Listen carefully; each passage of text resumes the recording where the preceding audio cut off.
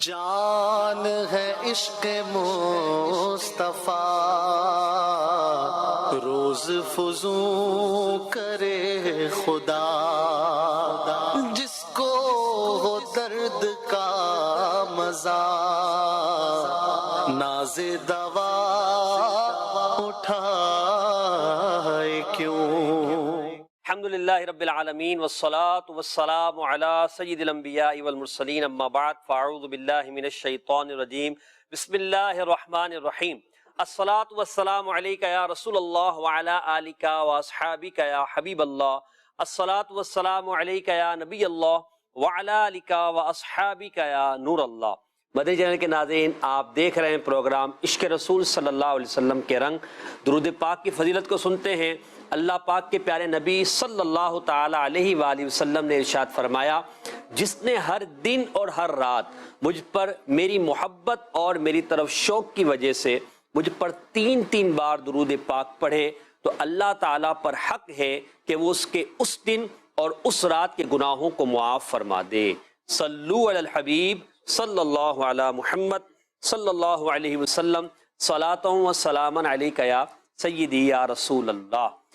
نبی کریم صلی اللہ تعالی وسلم کی محبت کا ایک انداز یہ بھی ہے کہ ہم یہ دیکھتے ہیں کہ صدیوں سے مسلمان پیارے آقا صلی اللہ تعالی علیہ وآلہ وسلم کی نعت شریف پڑھ رہے ہیں۔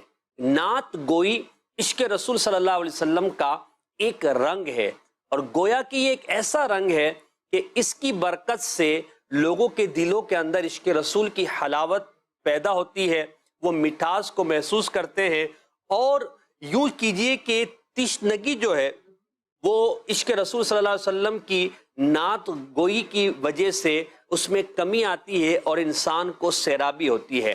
نعت شریف پڑھنا، اشعار کہنا، یہ عاشقان رسول صلی اللہ علیہ وسلم کا انداز شروع سے رہا ہے اور آج تک ہے، اور قیامت تک میرے آقا علیہ الصلوۃ والسلام کا چرچا نعت گوئی کے انداز میں ہوتا رہے گا۔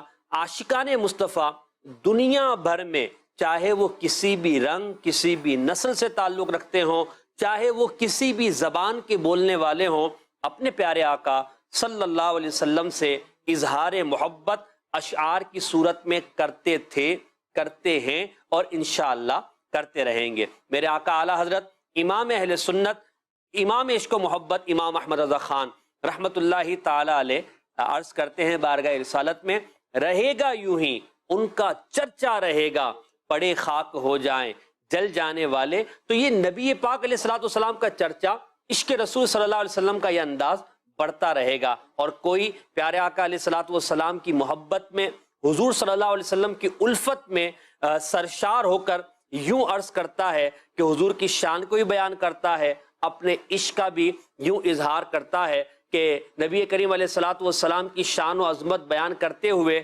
وہ اشعار کہتے ہیں، اور اشعار کہنے میں اپنے عشق رسول صلی اللہ علیہ وسلم کا اظہار کرتے ہیں، چاہے وہ صحابہ کرام ہوں، تابعین ہوں، یا تبع تابعین ہوں، ہمارے بزرگان دین ہوں، یا اس دور کے عاشقان رسول ہوں، یا صدیوں پرانے ہمارے بزرگان دین ہوں، وہ نبی کریم صلی اللہ تعالی علیہ وسلم کی شان بیان کرتے رہے۔ اس لہذا شیخ سعدی فرماتے ہیں، یا صاحب الجمال و یا سید البشر من وجهك المنیر لقد نور القمر لا يمكن الثناء كما كان حقه بعد از خدا بزرگ تو ہی۔ قصہ مختصر، کتنے پیارے انداز میں نبی کریم علیہ الصلوۃ والسلام کی شان کو بیان کیا۔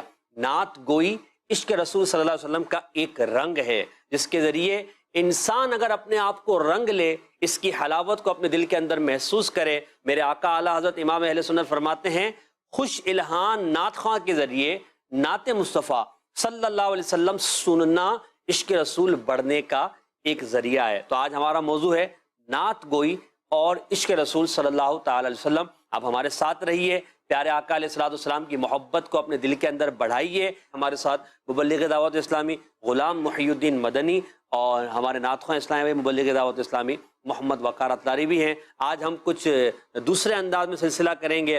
غلام محی الدین بھائی ہمیں اشعار کی صورت میں بزرگان دین کا عشق بیان کریں گے، اور اللہ نے چاہا وقار بھائی طرز کی صورت میں اس عشق رسول کو بڑھانے کی کوشش کریں گے۔ صحابہ کرام علیہم رضوان بھی پیارے آقا علیہ الصلوۃ والسلام کی نعت گوئی کیا کرتے تھے، اشعار کی صورت میں پیارے آقا علیہ الصلوۃ والسلام کی شان کو بیان کیا کرتے تھے۔ حضرت حسان بن ثابت رضی اللہ تعالیٰ عنہ کا غلام محی الدین بھائی بڑا مشہور شعر ہے، اور یوں کہیے کہ اس کے بغیر نعت گوئی ہمیں مکمل ہوتی نظر نہیں آتی۔ وہ پیارے آقا علیہ الصلوۃ والسلام کی شان بیان کر رہے ہیں۔ صحابہ کرام علیہم رضوان میں اور بھی شعراء گزرے ہیں جنہوں نے نبی پاک علیہ الصلوۃ والسلام کی شان میں اشعار کہے ہیں، اللہ تبارک و تعالیٰ کی حمد میں اشعار کہے ہیں، دیگر اشعار بھی کہے ہیں۔ تو صحابہ کرام کا انداز نعت گوئی، اس پر آپ کچھ گفتگو فرمائیں۔ بسم اللہ الرحمن الرحیم۔ نبی پاک صلی اللہ تعالیٰ علیہ وسلم کی نعت پڑھنا یہ حضور علیہ الصلوۃ والسلام سے سچی محبت کی ایک دلیل ہے، اور حضور علیہ الصلوۃ والسلام کے عشق و محبت میں جو اسلاف کے انداز اور نعت گوئی کا ایک طریقہ ہمیں نظر آتا ہے، اس سے واقعی ہم اپنے اندر عشق بڑھتا ہوا محسوس کرتے ہیں۔ بے شک نعت کا مطلب ہے تعریف و توصیف کرنا صحیح، اس ذات کی جس ذات کو اللہ تبارک و تعالیٰ نے ہمارے درمیان رحمت للعالمین بنا کر واہ بھیجا ہے۔ واہ واہ، کیا نعت بات ہے۔ جو شریعت میں جو ایک خاص اصطلاح کے طور پر ہم جو نعت اردو میں لفظ استعمال کرتے ہیں، عربی میں مدح رسول اس ٹھیک کا ہے، استعمال ہوتا ہے، نعت کی جگہ مدح رسول صحیح، نعت بھی استعمال ہوتا ہے۔ تو نعت کہتے ہیں کہ نبی پاک صلی اللہ تعالیٰ علیہ وسلم کی تعریف و توصیف، حضور علیہ الصلوۃ والسلام کے خصائص، حضور علیہ الصلوۃ والسلام کے معجزات، اور حضور علیہ الصلوۃ والسلام کے انداز کو یہاں تک کہ آپ کے پورے سراپا واہ سر واہ، سے لے کے پاؤں تک حسن و اللہ، جمال بیان کرنے کو نعت کہتے ہیں۔ سبحان، آپ کی مکی مدنی زندگی کو بیان کرنا، آپ کے سفر و حضر کو بیان کرنا، آپ کے صحابہ کا بیان کرنا، آپ کی اہل بیت کا بیان کرنا، ازواج کا بیان کرنا، تو یہ سب نعت ہے، سب نعت ہے۔ اب پھر اس کو اگر نظم کے انداز میں بیان کیا جائے تو وہ اشعار کی صورت میں نعت بنتی ہے، وگرنہ حضور علیہ الصلوۃ والسلام کی مطلقاً تعریف کرنا، خواہ وہ نظم میں ہو یعنی طرز اشعار کی صورت میں ہو یا نثر میں ہو، بغیر اشعار کی صورت میں ہو، یہ سب نعت ہی ہے۔ صحیح، لیکن ہمارے یہاں عرف میں نعت اس کو کہا جاتا ہے جو اشعار کی صورت میں پڑھی جائے، اور یہ صحابہ کرام علیہم رضوان سے ثابت ہے۔ بلکہ علماء تو یہ فرماتے ہیں اے رضا خود صاحب قرآن مداح ہے، واہ واہ واہ، تجھ سے کب ممکن ہے پھر مدحت رسول اللہ کی۔ سبحان اللہ، بہت سے مقامات پر اللہ تبارک و تعالیٰ نے حضور علیہ الصلوۃ والسلام کی مدحت سرائی بیان فرمائی، اور حضور علیہ الصلوۃ والسلام کی شان و عظمت کو بیان فرمایا۔ اللہ تعالیٰ ارشاد فرماتا ہے ان اللہ وملائکتہ یصلون علی النبی سبحان یا اللہ، ایھا الذین آمنوا صلوا علیہ وسلموا تسلیما۔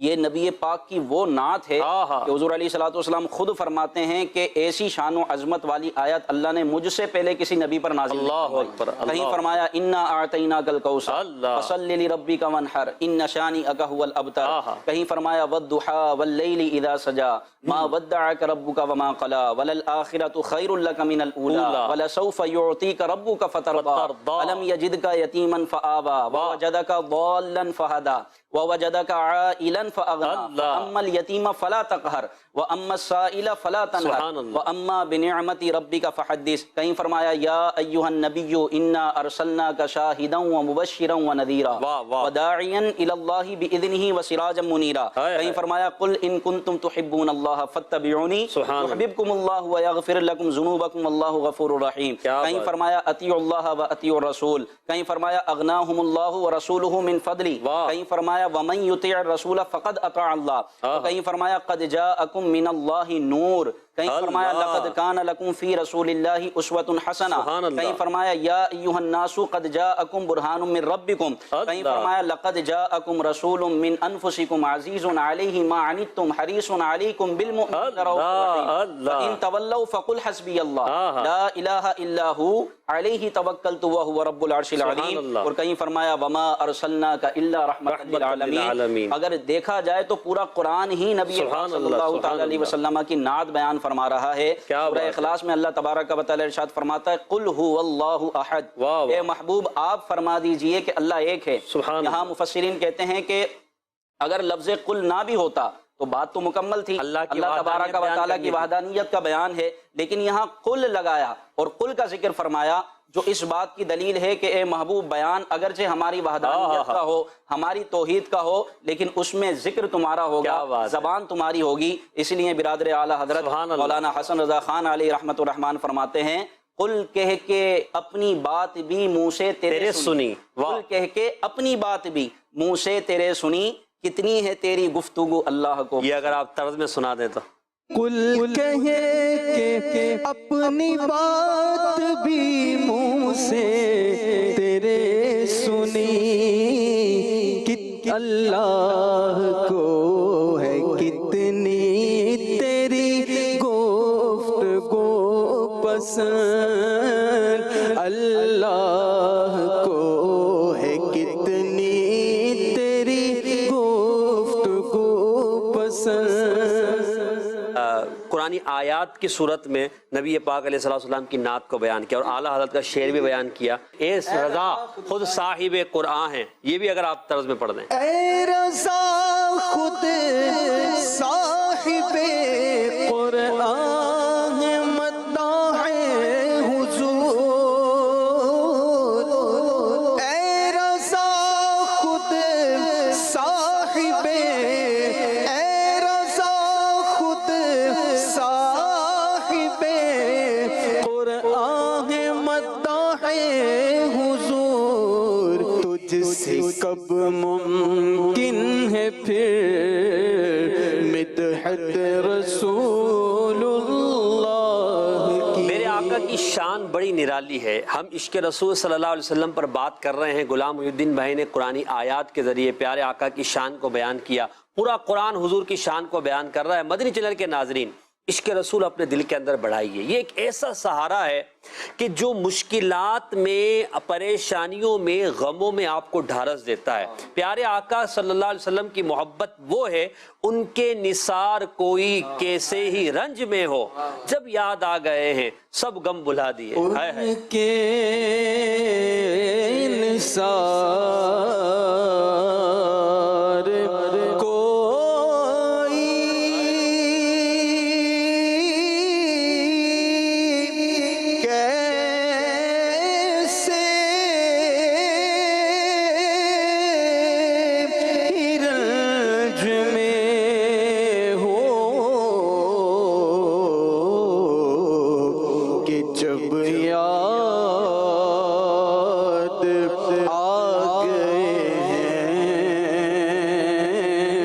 سب غم بھولا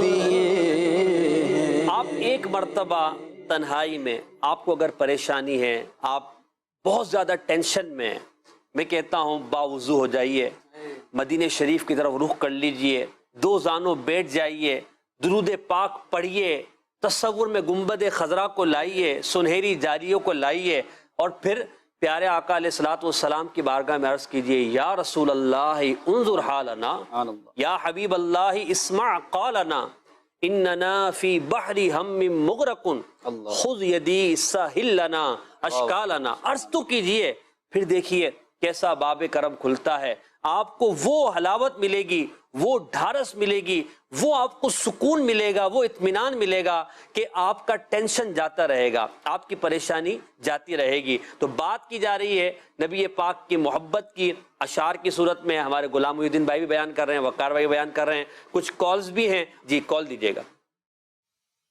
میرا نام محمد وسیم ہے، میں کراچی سے عرض کر رہا ہوں. میرا عشق رسول صلی اللہ تعالیٰ علیہ وسلم میں یہ سوال ہے کہ نعت خوانی کب سے شروع ہوئی؟ جی بھائی، نعت خوانی کب سے شروع ہوئی غلام الدین بھائی؟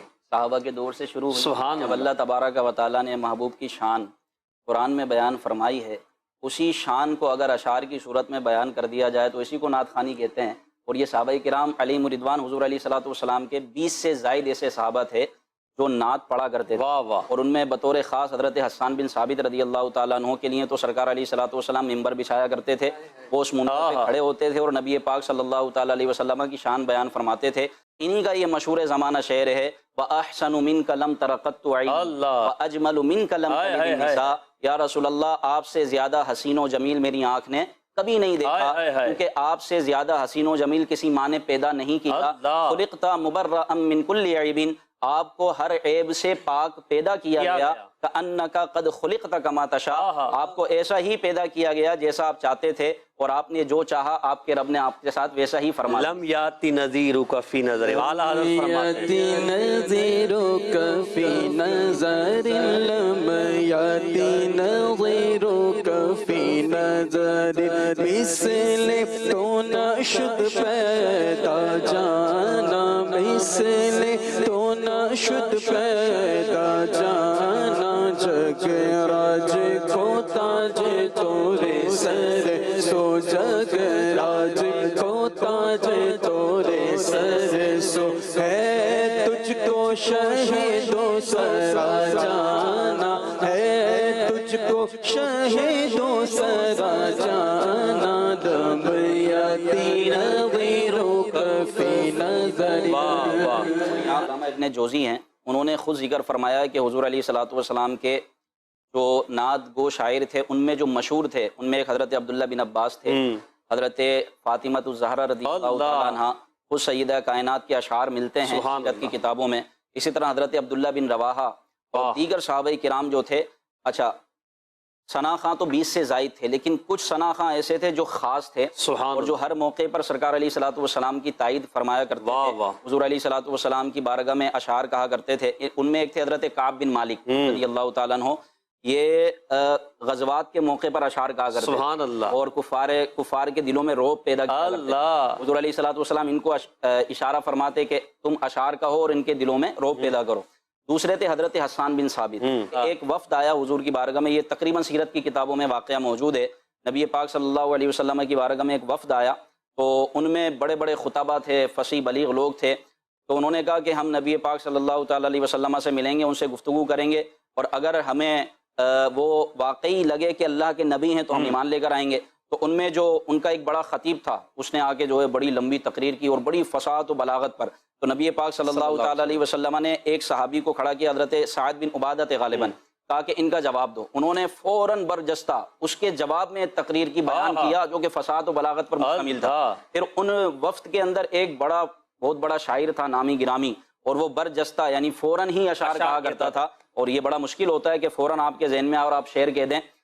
تو انہوں نے ان کو کھڑا کیا وفد کے اندر سے کہ آپ جو ہے شعر پڑھیں اور اپنے قبیلے کی عزت افزائی میں اضافہ کریں، اپنے قبیلے کا نام بیان کریں۔ انہوں نے کھڑے ہو کے شعر پڑھا، تو نبی پاک صلی اللہ تعالیٰ علیہ وسلم نے حضرت حسان بن ثابت کو کھڑا کیا اور کہا کہ تم ان کا جواب دو۔ حضرت حسان بن ثابت نے وہ فصاحت و بلاغت پر مشتمل نبی پاک صلی اللہ علیہ وسلم کی تعریف میں اشعار کہے کہ وہ سن کر حیران رہ گئے، اور کہا کہ اللہ تبارک و تعالیٰ نے آپ کو حق کے ساتھ مبعوث فرمایا اور آپ کے ساتھ ایسے لوگوں کو بھیجا جو فصاحت و بلاغت کی چوٹیوں کو چھو رہے ہیں اور بلندی پر ہیں۔ نبی پاک صلی اللہ علیہ وسلم کے ایک تیسرے صحابی تھے حضرت عبداللہ بن رواحہ، یہ بھی اشعار کہا کرتے تھے، اور اشعار کہنا کوئی بری بات نہیں ہے، نبی پاک صلی اللہ علیہ وسلم کی تعریف پر مشتمل اشعار کہے جائیں، انہی کو نعت پاک مصطفیٰ کہتے ہیں۔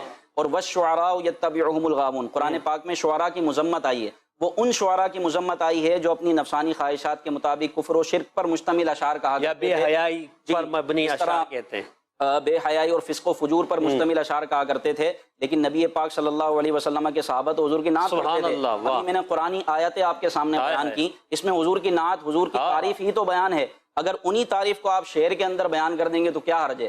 نبی پاک صلی اللہ علیہ وسلم کی اشعار میں تعریف کرنا، شعر میں جو بات کہی جاتی ہے وہ اوقاف النفس ہوتی ہے، یعنی دل میں اترتی ہے، بہت زیادہ اترتی ہے۔ آپ خواہ نظم میں، طرز میں، شعر کی صورت میں حضور کی تعریف بیان کریں یا نثر کی صورت میں بغیر اشعار کے ایسی سادہ بیان کے انداز میں آپ حضور کی تعریف بیان کریں، یہ سب ہے حضور کی نعت۔ اور حضور کی نعت یہاں جو آپ نے کہا کہ صحابہ سے شروع ہوئی، میں تو کہتا ہوں نعت خوانی صحابہ سے نہیں بلکہ نعت شریف تو نبی پاک صلی اللہ علیہ وسلم کی ولادت سے پہلے چل رہی ہے۔ توریت میں، انجیل میں، زبور میں، دیگر کتب جو سماویہ تھی، جو صحیفے تھے، ان سب میں حضور کی نعت بیان کی گئی ہے۔ یہ بات یاد آئی مجھے، وَكَانُوا مِن قَبْلُ يَسْتَفْتِحُونَ عَلَى الَّذِينَ كَفَرُوا، کہ وہ تورات پڑھنے والے، زبور پڑھنے والے، انجیل پڑھنے والے جب نبی پاک صلی اللہ علیہ وسلم کی نشانیاں اور حضور کے مبارک اوصاف، حضور کی نعتیں انہوں نے اپنی کتابوں میں پڑھی، تو حضور علیہ الصلوۃ والسلام کے وسیلے سے وہ جنگوں میں فتح یاب ہونے کی دعائیں مانگتے تھے، اور اللہ تعالیٰ اس کے وسیلے سے، نبی پاک صلی اللہ علیہ وسلم کے وسیلے سے مانگی جانے والی دعاؤں کو قبول کرتا اور ان کو فتح عطا فرماتا۔ اتنی پیاری بات مفسرین نے فرمائی کہ جو پہلوں کا وسیلہ بن سکتے ہیں کیا وہ اگلوں کا وسیلہ نہیں بن سکتے؟ بالکل بن سکتے ہیں۔ نبی پاک صلی اللہ علیہ وسلم کی شان اتنی بلند ہے، نعتیں پڑھے جائیں اور اپنے عشق کو بڑھاتے ہیں۔ کیا بات ہے! وہ کمال حسن حضور ہے کہ گمان نقص جہاں نہیں، وہ کمال حسن حضور ہے کہ گمان نقص جہاں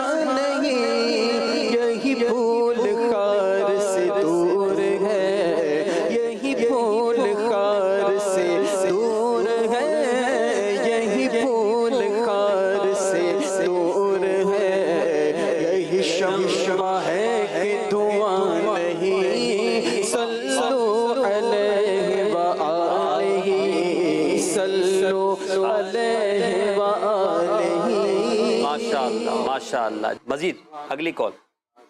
میرا نام ثاقب ہے اور میں باب المدینہ کراچی سے بات کر رہا ہوں. میرا عشق رسول سلسلے میں یہ سوال ہے کہ عشق رسول کی مٹھاس کو کیسے پایا جائے؟ جزاک اللہ. مین جزاک اللہ خیر. عشق رسول کی مٹھاس پانے کے بہت سارے طریقے ہیں. دیکھیں مٹھاس وہی پائے گا جس کا زبان کا ذائقہ صحیح ہو. سب سے پہلے تو اپنے آپ کو گناہوں سے پاک کیجیے, اپنے دل کو پاک کریں, اللہ کی بارگاہ میں گڑ گڑائیں, اپنے پچھلے گناہوں سے معافی مانگیں, پیارے آقا علیہ السلام کی بارگاہ میں عرض کریں کہ یا رسول اللہ ہمارے دل پر کرم فرما دیجئے, ہمارے دل کو صاف فرما دیجئے. پھر نبی پاک علیہ السلام پر کثرت سے درود پاک پڑھیں, اچھے نعت خوانوں کی آواز میں نعت شریف سنیں, پیارے آقا علیہ السلام کی محبت کی باتیں کریں. پھر دیکھیں آپ کے دل کے اندر مٹھاس پیدا ہوگی. مگر کچھ تنہائی میں بھی اپنے آپ کو نبی پاک علیہ السلام کی یاد میں مگن کیجئے, آپ کو وہ حلاوت ملے گی, وہ مٹھاس ملے گی. ایمان انشاءاللہ عز و جل آپ کا گواہی دے گا, آپ کی آنکھوں سے آنسو جاری ہو جائیں گے, دل میں وہ کیفیت پیدا ہو جائے گی کہ وہ مولانا حسن رضا خان صاحب فرماتے ہیں نا, دل میں ہو یاد تیری گوشہ تنہائی ہو. دل میں ہو یاد تیری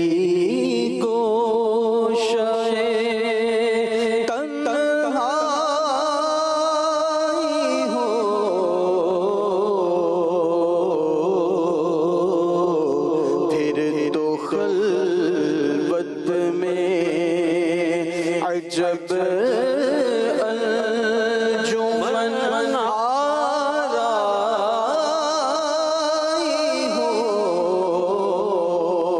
اور آستانے پہ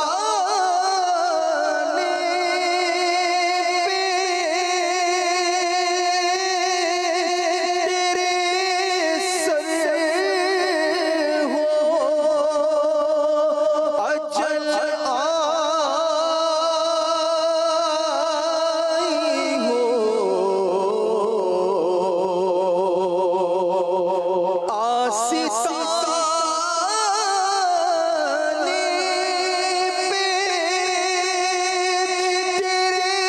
سر ہو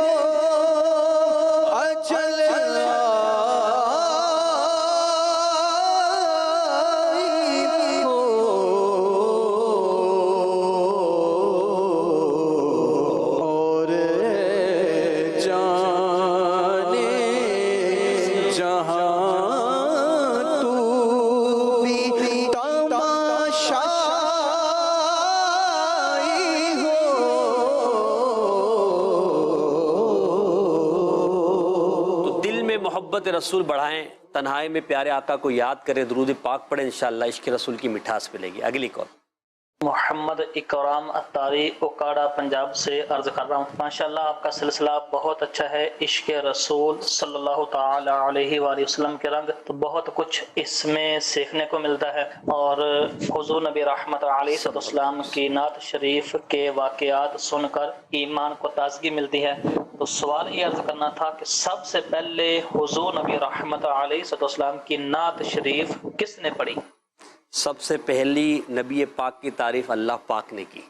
غالباً صحابہ کرام میں سے پوچھیں. صحابہ کرام میں اگر پوچھتے ہیں تو یہ غالباً حضرت حسان بن ثابت رضی اللہ تعالیٰ عنہ کا نام آتا ہے کہ آپ ہی کو سرکار علیہ الصلوۃ والسلام نے سب سے پہلے وہ باقاعدہ اشعار کی صورت میں, ورنہ نعت تو ہر صحابی پڑھنے والا سبحان ہے, اللہ, اور جو سب سے پہلے آپ پر ایمان لے کر آئے بظاہر تو وہ آپ کی نعت سب سے پہلے نعت پڑھنے والا, کہ آپ کی نعت پڑھ کر آپ پر ایمان لے کر ورنہ آئے. تو پچھلے انبیاء بھی حضور کی نعت پڑھتے گئے ہیں. الحمدللہ. حضرت عیسیٰ علیہ السلام کا جو وہ ارشاد قرآن مجید میں ذکر کیا گیا کہ وہ اپنی جو ہے قوم کو ارشاد فرماتے تھے کہ ایک نبی آنے والے ہیں جن کا نام احمد ہے. تو یہ سب نبی پاک کی تعریف ہی تو ہے. سبحان اللہ. اگلی کال.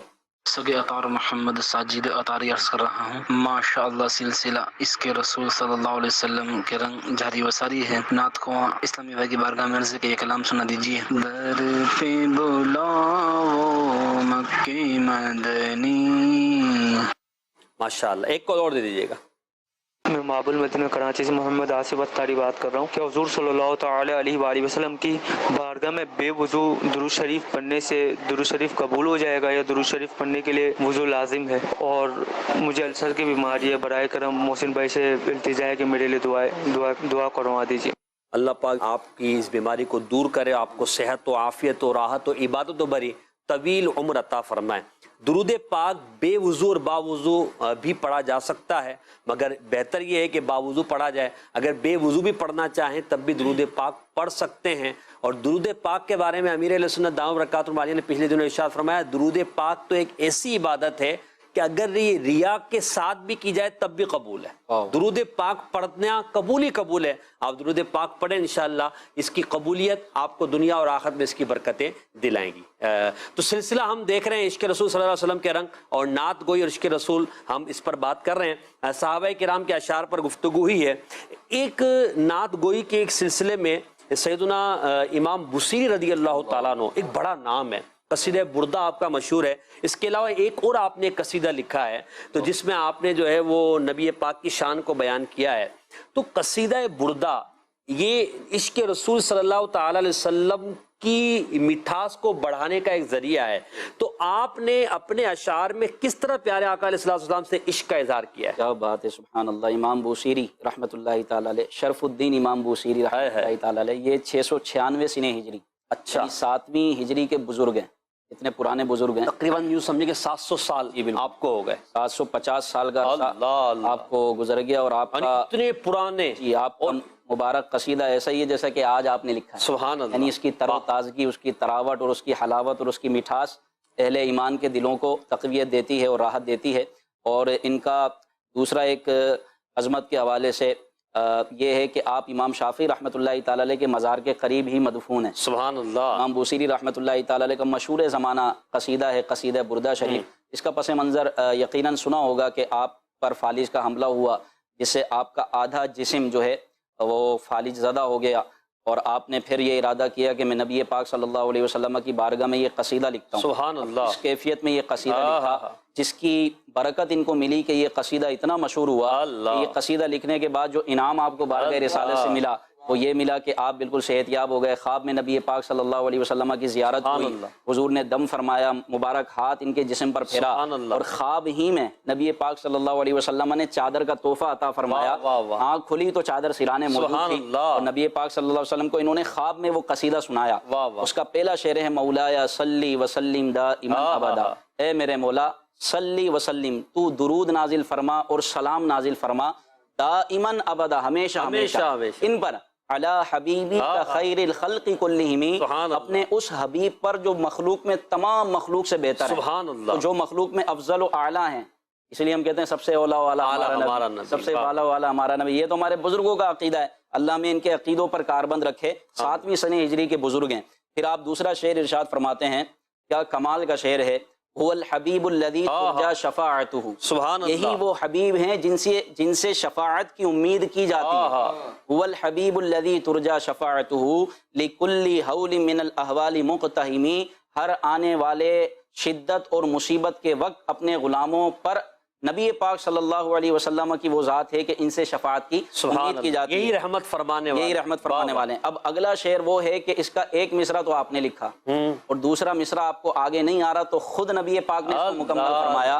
آپ فرماتے ہیں، فَمَبْلَغُ الْعِلْمِ فِيهِ أَنَّهُ بَشَرٌ، اس کا ترجمہ یہ ہے کہ ہمارے علم کی انتہا نبی پاک صلی اللہ علیہ وسلم کے بارے میں یہ ہے کہ آپ افضل البشر ہیں، تمام انسانیت میں سب سے اعلیٰ ہیں اور سب سے عظیم انسان ہیں۔ اب اگلا مصرع ان سے نہیں بن پا رہا، خواب میں حضور کی بارگاہ میں یہ سنا رہے ہیں، حضور نے فرمایا بوصیری آگے پڑھو، عرض کی یا رسول اللہ اگلا مصرع نہیں آ رہا، تو نبی پاک صلی اللہ علیہ وسلم نے خود اس مصرع کو مکمل فرمایا، وَأَنَّهُ خَيْرُ خَلْقِ اللَّهِ كُلِّهِمْ۔ دوسرا مصرع اس کا یوں بیان فرمایا کہ بے شک یہ نبی پاک صلی اللہ علیہ وسلم، حضرت محمد مصطفیٰ صلی اللہ علیہ وسلم مخلوق میں تمام سے بہتر ہیں۔ پھر آگے ارشاد فرماتے ہیں، یا اکرم الخلق مالی من الوذ بہ، کہ اے مخلوق میں سب سے بزرگ و برتر، سب سے بہتر، حضور کو پکار رہے ہیں، یا اکرم الخلقی۔ 700 سال پہلے نبی پاک صلی اللہ علیہ وسلم کو وصال کیے ہوئے کتنا عرصہ گزر گیا ہے، اور حضور کو یہ پکار رہے ہیں 700 سال بعد، جی حضور کے وصال کے 700 سال کے بعد، 7 صدیوں کے بعد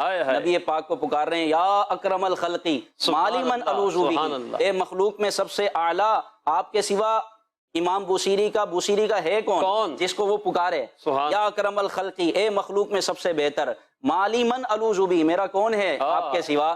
آگے فرماتے ہیں جی کون پناہ گاہ ہے، کون ہے میرے سوا؟ سوا کا عند حلول الحادث الاممی، آنے والی عام بلاؤں میں، آنے والے عام مصیبتوں میں آپ کے سوا میں کس کو پکاروں؟ اس کو اعلیٰ حضرت نے آسان کر کے یوں بیان فرمایا، ان کے سوا رضا کوئی حامی نہیں جہاں، ان کے سوا رضا کوئی حامی نہیں جہاں، گزرا کرے پسر پہ پدر کو خبر نہ ہو۔ پڑھ دیں۔ ان کے سوا رضا کوئی حامی نہیں جہاں، ان کے سوا رضا کوئی حامی نہیں جہاں، گزرا کرے پسر پہ پدر کو خبر نہ ہو، گزرا کرے پسر پہ پدر کو خبر نہ ہو۔ یہ جو امام بوصیری کا قصیدہ ہے مدنی چینل کے ناظرین، اس قصیدے کے کئی اشعار ہیں، ان میں آپ نے نبی پاک کی معراج کو بیان کیا، نبی پاک علیہ الصلوۃ والسلام کے افضل الخلق ہونے کو بیان کیا، حضور کے علم کو بیان کیا، نبی پاک کی شان کو بیان کیا، حضور کے غزوات کو بیان کیا، نبی پاک کے اصحاب کی شان کو بیان کیا، اہل بیت کی شان کو بیان کیا، قیامت میں نبی پاک علیہ الصلوۃ والسلام سے شفاعت طلب کیے جانے کو بیان کیا، نبی پاک کا وسیلہ رب تبارک و تعالیٰ کی بارگاہ میں پیش کیا۔ اس قصیدہ بردہ شریف کو اگر آپ پڑھیں، کسی اچھے نعت خواں سے سنیں، تو انشاءاللہ عزوجل ایمان تازہ ہوگا۔ قصیدہ بردہ شریف کی شرح میں مختلف کتابیں بھی مل جاتی ہیں، ان کو بھی آپ پڑھ سکتے ہیں، اور مفتی سکھر مفتی محمد حسین قادری صاحب رحمۃ اللہ علیہ اس کو بڑے اچھے انداز میں پڑھا کرتے تھے اور اس کی شرح بھی بیان کیا کرتے تھے۔ قصیدہ بردہ آج بھی یقین مانیے بیماروں کے لیے شفا کا ذریعہ ہے۔ اگر کوئی بیمار ہے، کوئی فالج زدہ ہے، کوئی پریشان ہے، قصیدہ بردہ شریف کی تلاوت کرے اور اس پر دم کرے، انشاءاللہ عزوجل نبی پاک کے صدقے اس کا بیڑا پار ہونا ہے۔ سرور کہوں کہ مالک و مولا کہوں، سرور کہوں کہ مالک و مولا کہوں، تجھے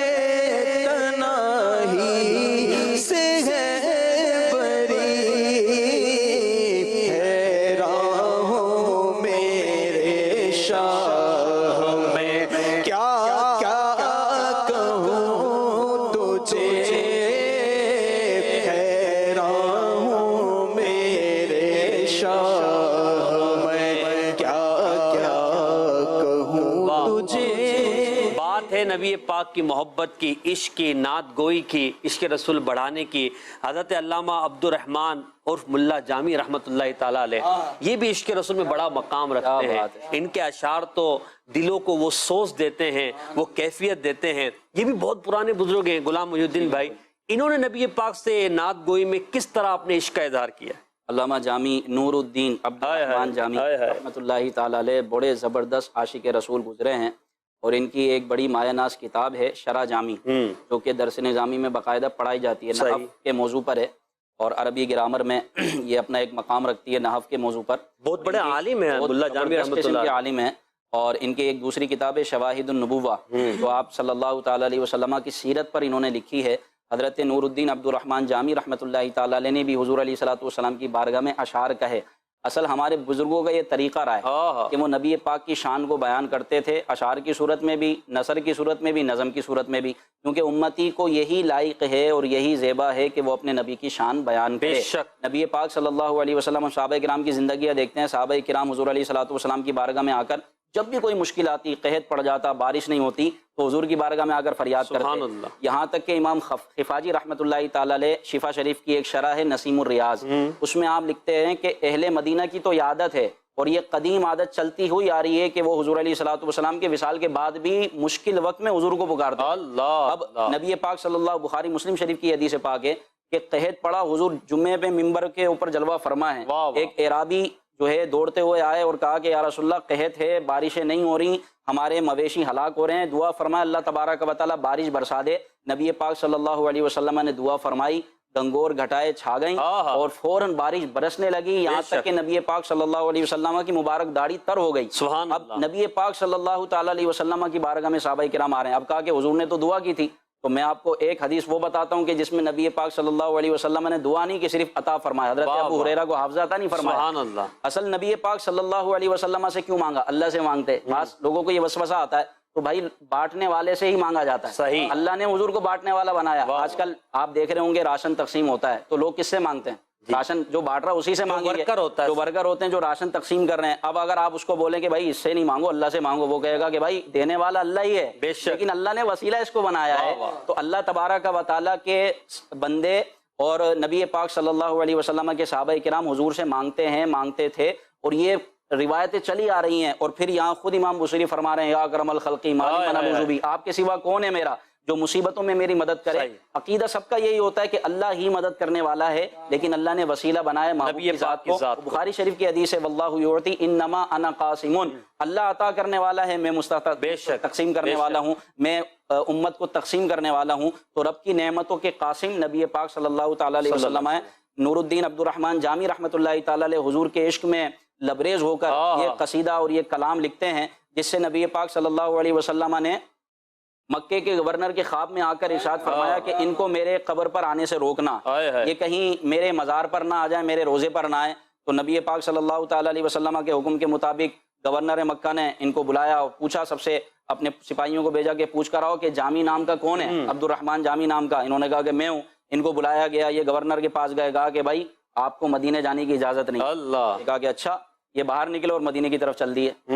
حضور علیہ الصلوۃ والسلام پھر خواب میں تشریف لائے اور کہا کہ تمہیں میں نے روکا تھا کہ اس کو مدینے آنے نہیں دینا، وہ تو مدینے آ رہا راستے میں۔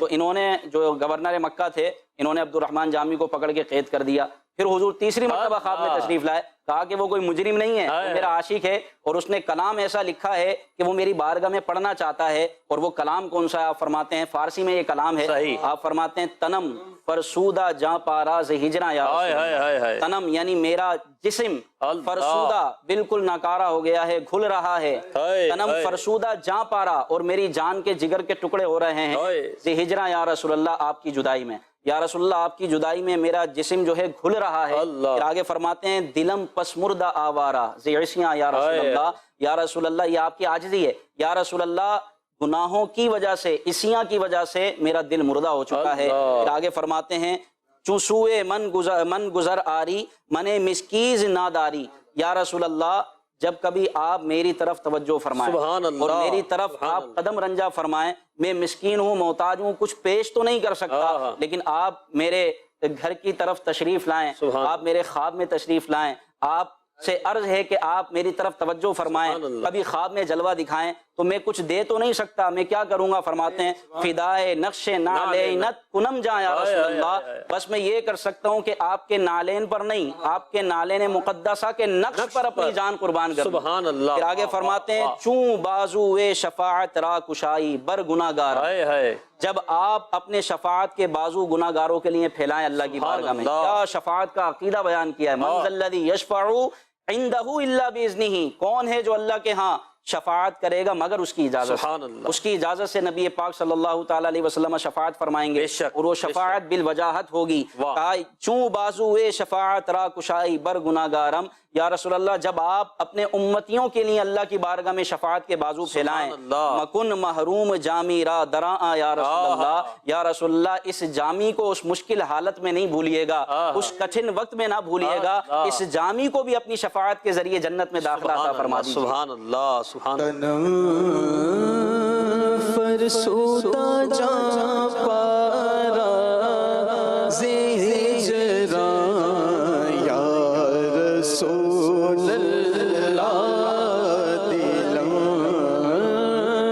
پسمردہ آوارہ ز عصیاں یا رسول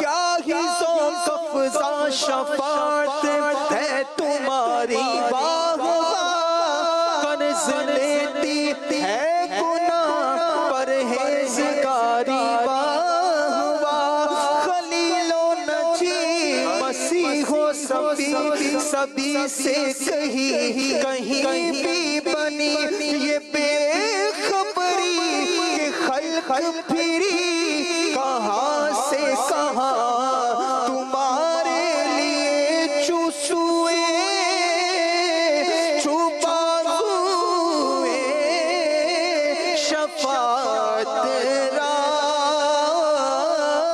کشائی بر گناہ کرام کن محروم جاں میرا ترا یا رسول اللہ تنم فرسودہ جا پارا زنجرہ یا رسول اللہ۔ مدنی چینل کے ناظرین غور کریں، ہمارے بزرگوں کو نبی پاک علیہ الصلوۃ والسلام کی ذات سے کیسی تمنا ہوا کرتی تھی، کس طرح وہ حضور صلی اللہ علیہ وسلم کی بارگاہ میں عرض کیا کرتے تھے۔ ان کو کوئی مشکل، کوئی پریشانی، کیسی ہی مصیبت آتی تھی، وہ اپنے آقا علیہ الصلوۃ والسلام کی بارگاہ میں لو لگایا کرتے تھے، ان سے عرض کیا کرتے تھے۔ دنیاوی مسئلہ ہو، انہیں موت کے وقت سلب ایمان کا اگر خوف ہو، قبر کا خوف ہو، آخرت کا خوف ہو، شفاعت کی بھیک لینی ہو، کوئی مسئلہ ہو، وہ اپنے نبی صلی اللہ علیہ وسلم کی بارگاہ میں عرض کیا کرتے تھے۔ یہی عشق رسول ہے، یہی پیارے آقا کی محبت ہے۔ اگر آج آپ پریشان ہیں، آپ اگر بہت زیادہ ٹینشن کا شکار ہیں، آپ ادھر ادھر توجہ نہ کریں، آقا علیہ السلام کی بارگاہ کی طرف توجہ کریں، حضور کی بارگاہ میں دل کے ساتھ عرض کریں، پکاریں۔ پیارے آقا علیہ السلام کا باب کرم کھلے گا اور آپ پر انشاءاللہ رحمت کی برسات ہوگی، سکون ملے گا۔ ہے درے دولت پہ قضا، سرکار توجہ فرمائے، محتاج نظر ہے حال میرا، محتاج نظر ہے حال میرا، سرکار توجہ فرمائے، سرکار توجہ فرمائے۔ اور ایک میں ہی نہیں پوری امت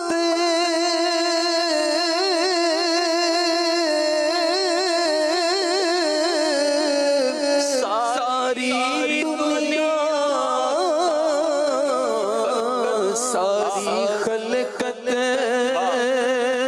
ایک میں ہی نہیں پوری امت، ساری دنیا، ساری خلقت تکتی ہے راستہ رحمت کا، تکتی ہے راستہ رحمت کا، سرکار توجہ فرمائے، سرکار توجہ فرمائے۔ بالکل اپنے آقا کو پکاریں، میں صحیح کہہ رہا ہوں، پکاریں، نبی پاک کی طرف رحمت کی بھیک مانگے، حضور سے مانگے، انشاءاللہ حضور کرم فرمائیں گے اور یہ سارے مسائل، ساری پریشانیاں دور ہو جائیں گی، ہمارا بھی انشاءاللہ بیڑا پار ہو جائے گا۔ صحابہ کرام، بزرگان دین، یہ نبی پاک کی بارگاہ میں اس طرح اپنے عشق کا، محبت کا اظہار کرتے تھے،